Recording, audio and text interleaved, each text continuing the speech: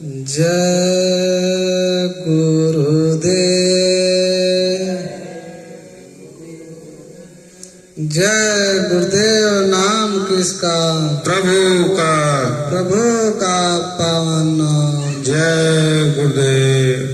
शब्द स्वरूप में सर्वत्र विराजमान परम संत बाबा जय गुरुदेव जी महाराज, परम संत बाबा जय गुरुदेव जी महाराज के उत्तराधिकारी श्रद्धे पूज महाराज के चरणों में कोटि कोटि नमन प्रणाम करते हुए यहाँ उपस्थित सभी सत्संगी धर्म प्रेमी भाई बहनों को सादर जय गुरुदेव।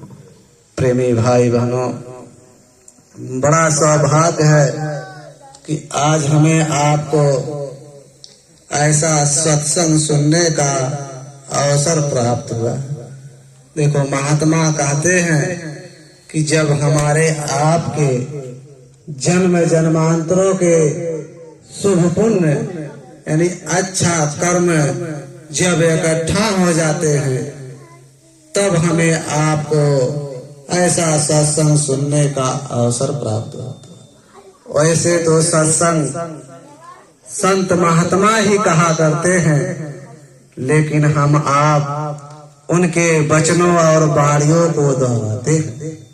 लेकिन महात्मा कहते हैं जहाँ सत्य की बात बताई जाए, जहाँ आत्मा और परमात्मा का भेद बताया जाए, जहाँ मालिक से मिलने का चर्चा किया जाए, महात्माओं ने कहा उसी को सत्संग कहते हैं। अरे प्रेमी भाई बहन, संतों और महात्माओं ने कहा है कि सत्संग जल जो कोई पावे, मैं लाई सब कट कट जावे। ये सत्संग ऐसा जल है जहाँ कौवा स्नान करता है और हंस बन करके बाहर निकलता है। ठीक उसी प्रकार से जैसे हमारे आपके शरीर पर जब ये बाहर की गंदगी यानी मैल चढ़ जाती है, शरीर गंदा हो जाता है, मैला हो जाता है, तब हम आप इस बाहरी जल का यानी बाहर का पानी का प्रयोग करके हम आप अपने तन यानी शरीर की सफाई कर लेते हैं। शरीर निर्मल हो जाता है, स्वच्छ हो जाता है, अच्छा सहानुभूति प्राप्त होता है। लेकिन जहाँ हमारा आपका मन बैठा हुआ है, जहाँ जीवात्मा यानी प्राण बैठा हुआ है, वहाँ तो ये बाहरी जल जा ही नहीं सकता, तो उसकी सफाई कैसे हो? तो उसकी सफाई करने के लिए संतों महात्माओं ने सत्संग रूपी जल का बहाना बना। यही सत्संग रूपी ऐसा जल है जब हम आप अपने मन को नहलाएंगे, धुलाएंगे, यानी सत्संग को सुनेंगे, उस पर अमल और विचार करेंगे, तब ये हमारा आपका मन निर्मल और स्वच्छ होगा। तब ये मन भगवान के भजन भक्ति में लगेगा, देवी देवताओं के भजन भक्ति में लगेगा। यदि ये मन निर्मल स्वच्छ नहीं हुआ तो ये मन कभी उस भगवान का भक्ति भजन नहीं कर सकता। कैसे प्रेमी भाई बहनों, ये मन है क्या? हम आप कहते हैं कि ये हमारा मन कर रहा है, वहाँ जाना वहाँ नहीं जाना, ये खाना वो खाना। हम आप मन की चर्चा करते हैं, लेकिन थोड़ा मन की बात नहीं पूछ पाते। महात्माओं ने कहा मन उसी को कहते हैं जैसे आज हम आप लोग यहाँ इकट्ठा हुए हैं, आप सब बैठे हुए हैं, आपका शरीर यहाँ है, लेकिन ये मन किसी का बाल बच्चों में चला गया होगा, तो किसी का दुकान दफ्तर में चला गया होगा, तो किसी का खेती बाड़ी में चला गया होगा, तो किसी का नाते रिश्तेदारी में चला गया होगा। अब आप विचार करो, शरीर हमारा आपका यहाँ है, लेकिन ये मन चारों तरफ भ्रमण कर रहा है। तो हम आप जब अपने मन को अपने बस में नहीं कर पाएंगे, शरीर हमारा आपका देवी देवताओं के फोटो के सामने रहेगा, हम अगरबत्ती फिराएंगे, लेकिन ये मन वहां जाकर के अगरबत्ती फिराएगा, तो शरीर यहाँ मन वहां, तो दो काम कभी नहीं हो सकता। इसीलिए वो मन को जब तक हम आप इस शरीर से बांध कर यानी अपने बस में करके जब हम आप मन को लगा करके भजन भक्ति करेंगे, तब ये मन उस मालिक का भजन भक्ति कर पाएगा, तब वो मालिक हमारा आपका पूजा पाठ आराधना स्वीकार करेगा। नहीं तो हाथ में माला और मन कहीं और, ते होने वाला नहीं। प्रेमी भाई बहनों, इसीलिए मन का केवल एक ही उपाय है बस में करने का, सत्संग। जब तक हम आप सत्संग को नहीं सुनेंगे, तब तक हमारा आपका मन बस में नहीं। कैसे? जैसे नवरात्र का दिन जब आता है, 9 दिन का, तो जो मांस मदिरा शराब भी खाते पीते हैं, वो भी बेचारे 9 दिन छोड़ देते हैं। मन कितना निर्मल रहता है, सारी दुनिया के चिंता दूर हो जाती है।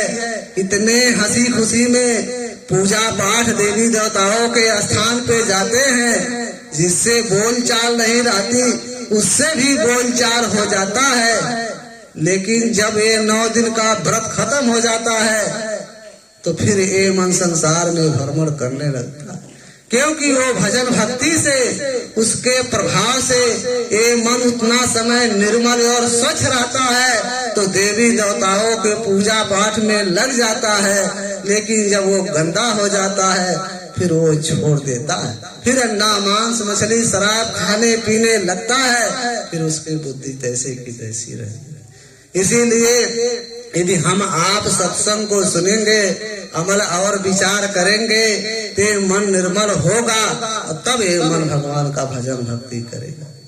प्रेमी भाई बहनों, महात्माओं ने कहा कि जब तक हम आप इस मनुष्य शरीर में बैठे हुए हैं, तब तक ये बाल बच्चे, ये नाते रिश्तेदार, ये सगे संबंधी, ये कुटुंब परिवार वाले, ये सब अपने दिखाई देते हैं, और हम आप इन्हें अपना बनाने के लिए इस शरीर से इतना अथक परिश्रम करते हैं।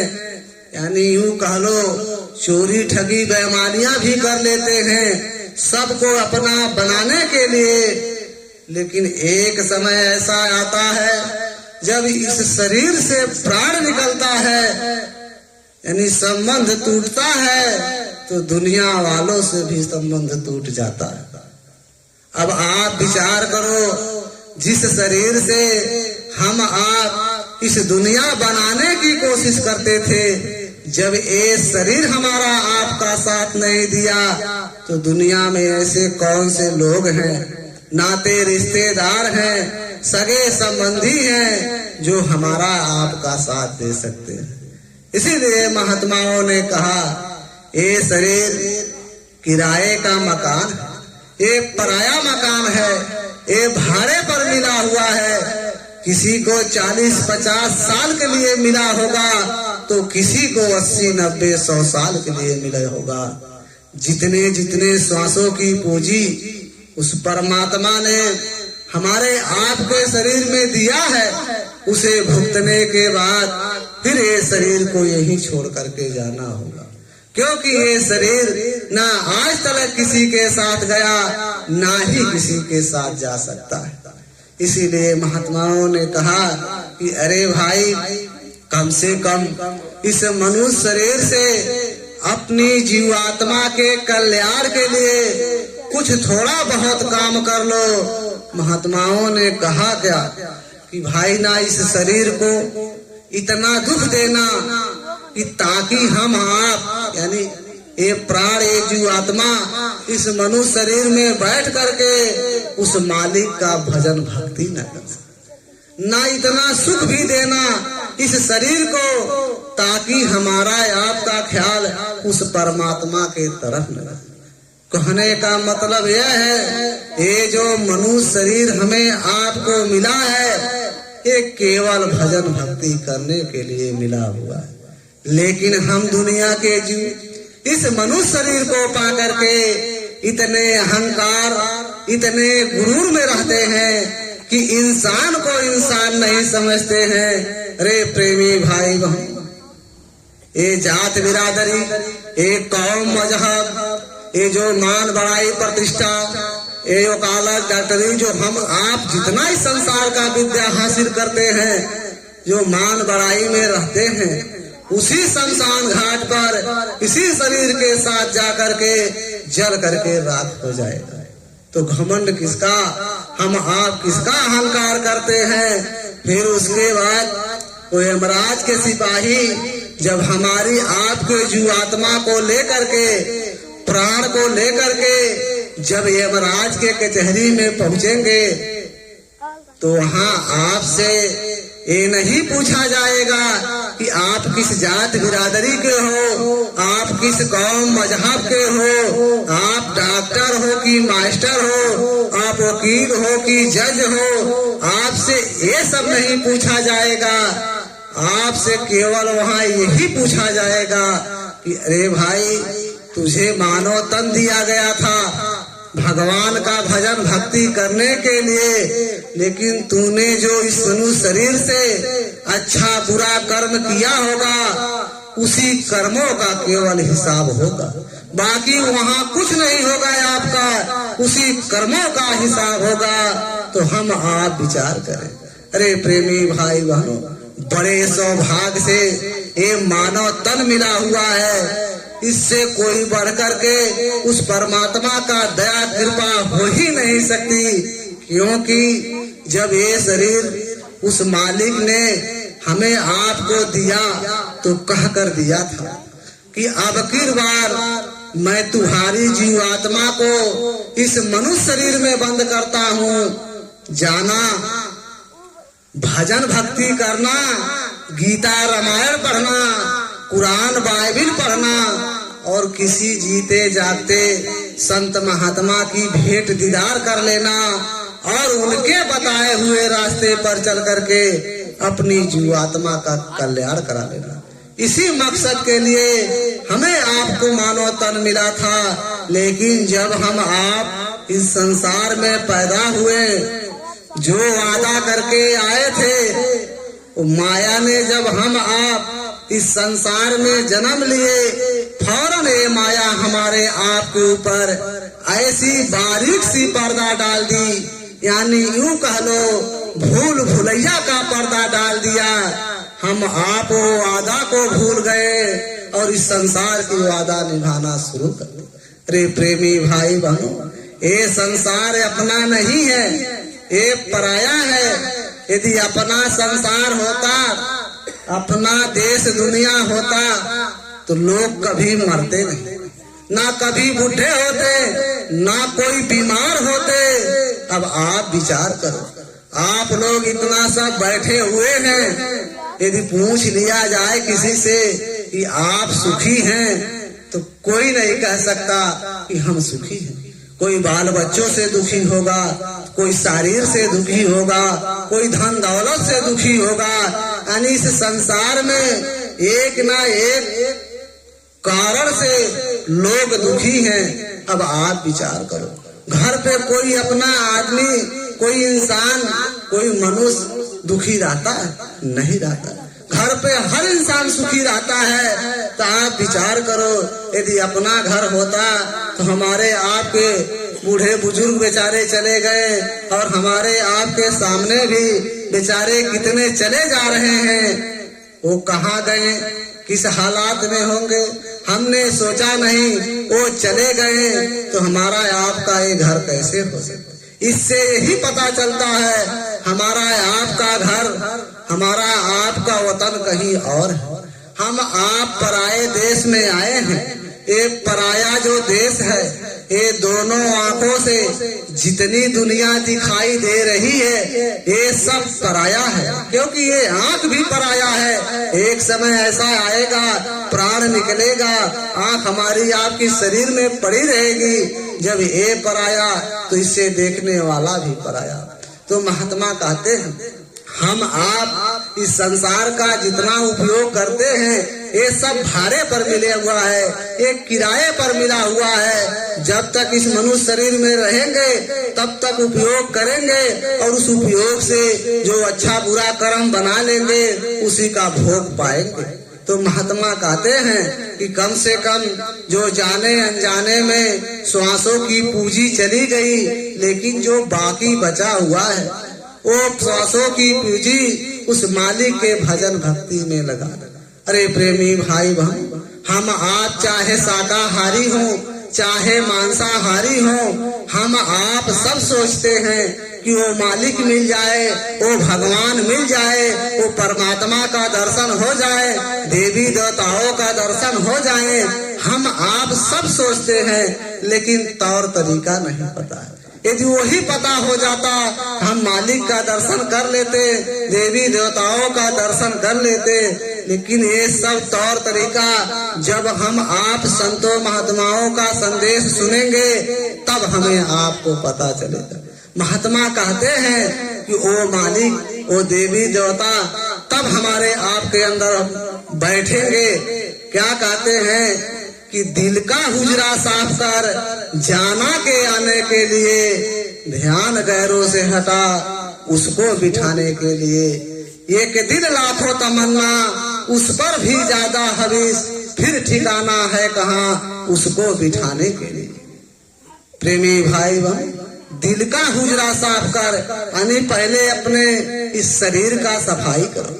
जो हमारे आपके शरीर के अंदर जो हम आपने ऐसे खराब अन्न का जो ग्रहण कर रहे हैं, अंडा मांस मछली शराब, प्रेमी भाई बहन, कभी वहाँ भगवान नहीं बैठेगा। वही भगवान कहते हैं कि पहले हुजरा साफ कर लो, मैं तो तुम्हारे अंदर बैठने के लिए तैयार हूँ, लेकिन तुम अपने शरीर की पहले अंतर की सफाई करो। जब ये साफ रहेगा तब मैं बैठूंगा। क्योंकि प्रेमी भाई बहनों, जहाँ ये दुनिया का संसार का बसाया हुआ डेरा रहता है वहाँ कभी भगवान नहीं बैठता है, लेकिन जहाँ भगवान बैठता है वहाँ दुनिया का बसेरा है बाकी खाली रह जाता है।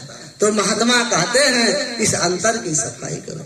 हमारे आपके अंदर काम क्रोध लोभ मोह अहंकार जो इसका बसीभूत हो करके आज हम आप घूम रहे हैं, कितने बुरे खोटे कर्म कर रहे हैं, इसी के कारण पहले इसकी सफाई करो, यानी इसको अपने बस में करो, तब वो मालिक हमारे आपके अंदर बैठेगा। फिर महात्मा क्या कहते हैं, एक दिल लाखों तमन्ना, उस पर भी ज्यादा हवीस, यानी ये मन एक है। चाहे इसको भगवान के भक्ति में लगा दो, चाहे दुनिया के काम काज में लगा दो, मन केवल एक है। प्रेमी भाई बहनों, ऐसा नहीं कि हमारे आपके अंदर हजारों मन है, ऐसा नहीं। हम एक मन एक है, चाहे इधर लगाओ चाहे उधर लगाओ।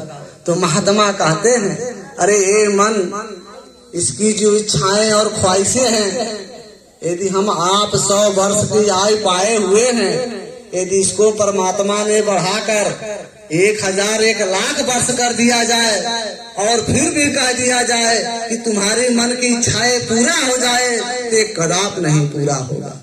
क्योंकि एक पूरा होगा ये मन दूसरा इच्छा लेकर के खड़ा हो जाएगा, दूसरा पूरा होगा ये मन तीसरा इच्छा लेकर के खड़ा हो जाएगा। क्योंकि ये मन का इच्छा कभी पूरा होने वाला नहीं है। इसीलिए महात्माओं ने कहा मन एक। मन का मतलब आप लोग समझी गए। आज हम आप इस संसार में यदि दुखी हैं तो केवल मन के कारण, क्योंकि यही मन है जिससे हम आप व्यवहार करते हैं, उसी से लगाव कर बैठता है। और जब वो लगाव करता है, व्यवहार करता है, उसी से मोह ममता कर बैठता है। वही मोह ममता का ऐसा कारण है कि जो आज हम आप इस संसार में दुखी हैं। कैसे प्रेमी भाई बहनों, हम आप विचार कीजिएगा, यदि अपना लड़का बीमार हो जाए तो रात भर मन घबराता है, मैं कहाँ जाऊं, किस डॉक्टर के पास जाऊं, कहाँ दवा कराऊं कि मेरा बच्चा ठीक हो जाए। लेकिन यदि बाहर भूकंप या भूचाल आ जाए, कितने के बच्चे दब करके मर जाएं, यही मन कहता है मरा होगा कोई और। टीवी में देख लेते हैं, मोबाइल में देख लेते हैं, थोड़ा सा जो इसका जैसा लगाव रहता है उसी अनुसार दुख प्रकट होता है, बाकी कहता है छोड़ दीजिए। यदि अपनी औरत बीमार हो जाए, ये मन रात भर घबराएगा, क्या करूं, क्या उपाय करूं। लेकिन पड़ोसियों में चाहे कितने के जनाजे निकल जाएं, कितने की मौत हो जाए, ये मन में रत्ती भर फर्क नहीं पड़ेगा।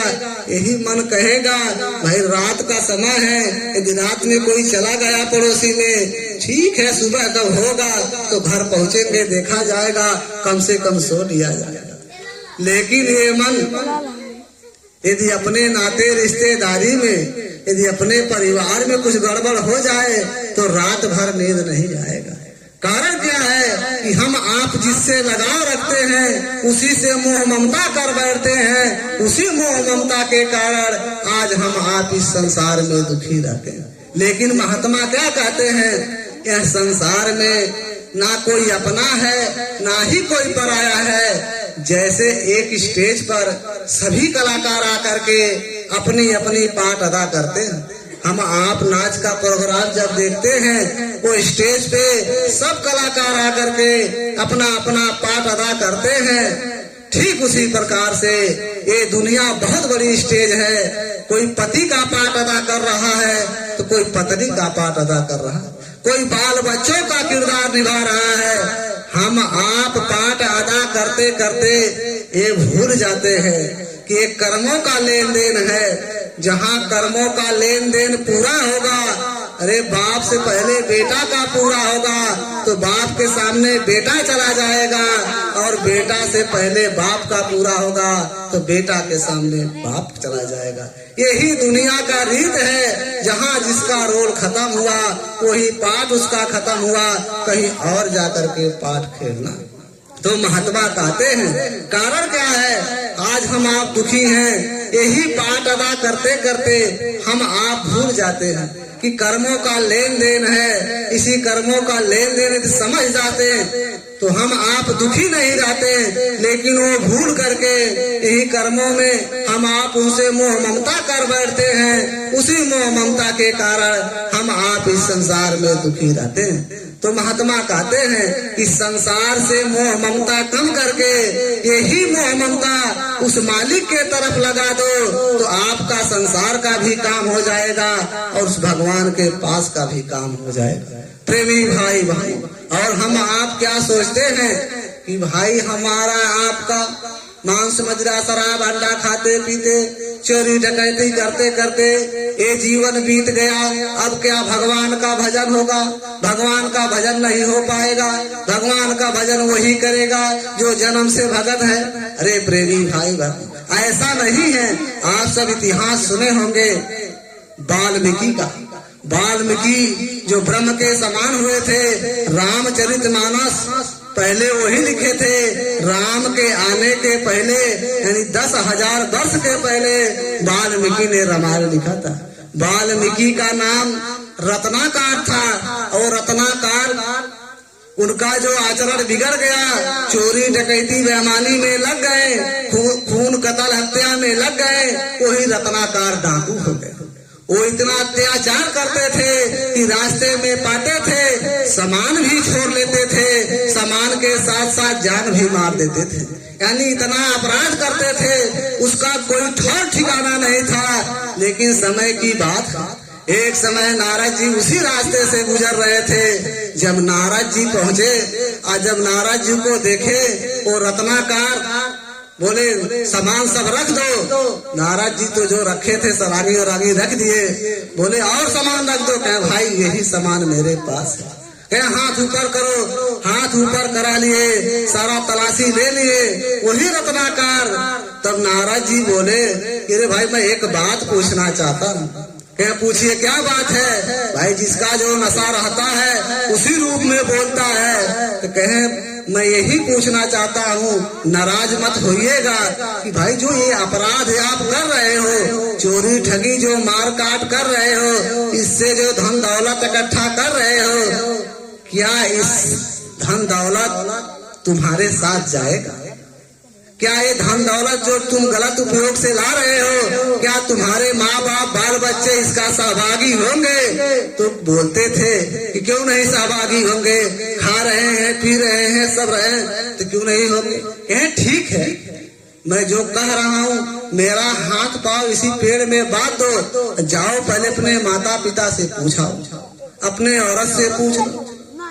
थोड़ा उनको ख्याल आया और नारद जी को बांध दिए। घर पर गए, जब पिताजी से पूछे कि हे पिताजी, हमने जो चोरी ठगी बेईमानी से इतना अपराध करके धन इकट्ठा ला रहे हैं, आपको खिला पिला रहे हैं, क्या इस पाप में आप भागी होंगे? पिताजी बोले बेटा मैंने तुझे पाला पोसा कि भाई बड़ा हो जाएगा, मेरा सेवा करेगा। मैंने थोड़ी ना कहा था कि तुम डाकू बन जाना, डाकू बन करके पैसा लाना, मैं खाऊंगा पीऊंगा। भाई तुम जो अच्छा बुरा करोगे उसका भोगी तुम होगे। तुम्हारा कर्तव्य है मेरा पालन पोषण करना। मैं ये नहीं जानता तुम क्या करते हो। माता जी से पूछे, माता जी यही जवाब दी। जब पत्नी से पूछे, पत्नी भी यही जवाब दी। भाई मेरा काम है घर में रहना, जो आएगा वही बनाएंगे खिलाएंगे। पाप का भोगी क्या कर, तो मैं थोड़ी कह रहा हूँ जाओ डकैती करो। जब इतनी बात सुने उनको आत्मगलान हुआ कि सच्ची बात है, हमने जितना अपराध किया, माल खजाना तो खा लिए, लेकिन जो उसका पाप बना वो पाप अंबार के अंबार हमारे ऊपर चढ़ा होगा, उसका भोगी केवल मैं हूँ। यही सोचते सोचते नारद जी के पास पहुँचे और जा करके चरणों में गिर। तब नारद जी बोले क्या हुआ? कहे अरे प्रभु जीवन तो बीत गया, गलत में ज्यादा पता नहीं अब भगवान मिलेंगे कि नहीं मिलेंगे, मेरे गुनाहों का माफी होगा कि नहीं होगा। तब नारद जी बोले ऐसा कोई बात नहीं है, सब हो जाएगा, लेकिन आपको थोड़ा मेहनत करना पड़ेगा। तब नारद जी उसी समय उस नाम का मंत्र दिए। जब उस नाम की मंत्र की जाप करने लगे तो हम आप कहते भी है कि उल्टा नाम जपत जग जाना, बाल्मीकि भय ब्रह्म समाना। यानी वो वाल्मीकि रत्नाकार डाकू तपस्या करके वो ब्रह्म के समान हो सकते हैं। राम के जन्मने के पहले वो रामचरितमानस लिख सकते हैं, तो हम आप नहीं पार हो सकते। अवश्य हो सकते हैं, केवल अपने सोच की बदलने की जरूरत है, मन को परिवर्तन करने की जरूरत है। तो हम यही कहना चाहेंगे कि आप सब महात्मा की तलाश कर लीजिए, उनके बताए हुए रास्ते पर चल करके अपनी जीवात्मा का कल्याण करा लीजिए। यही कहते हुए हम अपने वाणी को विराम करेंगे, क्योंकि हमारे और एक दो वक्ता हैं, आपको संदेशा देंगे, संदेशा सुनिएगा, क्योंकि अच्छी बात बार बार नहीं मिलती है। जो अच्छा लगेगा उसको ग्रहण करना, कोई जोर जबरदस्ती है नहीं। भक्ति स्वतंत्र है, ये कोई प्रेशर दबाव का काम नहीं है। स्वतंत्र जब तक नहीं रहोगे तब तक भक्ति नहीं हो पाएगा। इसलिए आप लोग सुनकर के ही जाइएगा। बोलो जय गुरुदेव।